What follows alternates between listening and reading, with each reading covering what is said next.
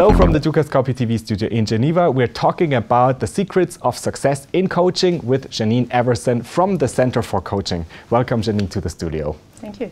So we talked that coaching is not about focusing on the problem, but the person. But how would you go on coaching somebody who has to deal with a low team performance? Yes. You know, it's surprising how often that comes out. One of the biggest problems is, as a coach, if you come to me and say my team is not performing, I'm not coaching the team, I'm coaching you.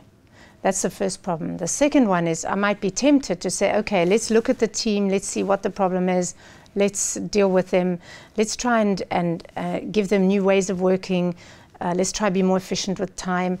All these things may make a difference, but not necessarily.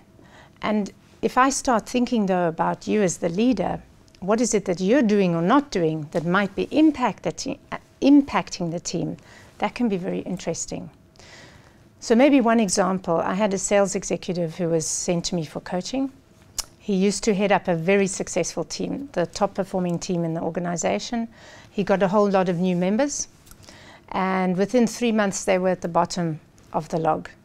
And he was very, very upset, absolutely outraged. He said, these people are, you know, they're just lazy, they don't care, they don't try, there's no energy, there's no motivation. I try everything. And he was telling me with a lot of passion and frustration and anger. He was saying, I try so hard, I do everything, I meet with them, I talk to them, I'm always available, and they never seem to just come to the party.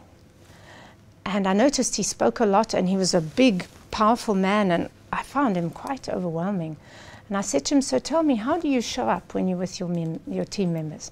He says, well, I run meetings and I inspire them, and he told me all the same things again. And I said, well, you know what? How about you go and notice everything about your behaviors when you're with your team?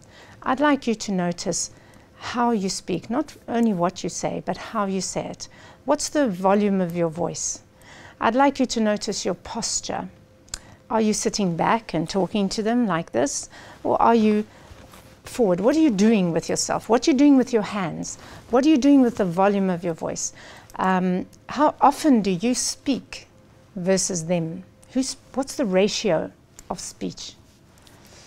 Anything like that, go away and notice it. You're just like, well, I don't see why. And I said, just humor me. So off he went. He came back 2 weeks later.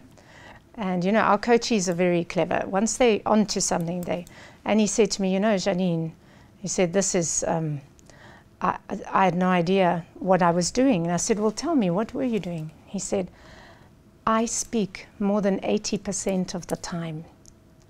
I arrive at the meeting expecting them not to do much, so I'm already a little bit irritable. He said, by the end of the meeting, I'm so frustrated, I'm shouting, and I'm trying to motivate them, but I find myself, at one stage, I was standing up at the table, and I think I've even got a picture, where I was shouting at them.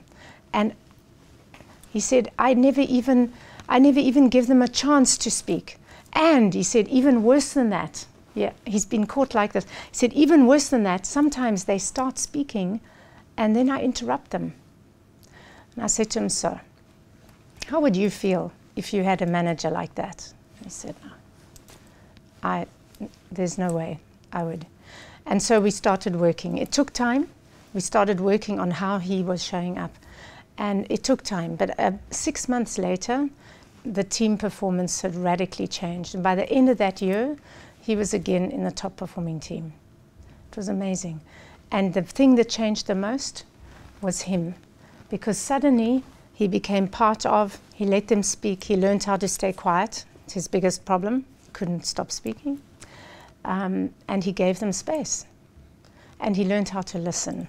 That was one of his biggest problems. He actually learned how to listen.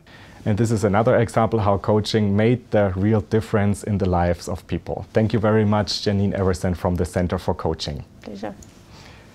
And thanks for watching. You can also find other related interviews to this series on the website of Dukascopy TV. Have a great day and see you next time.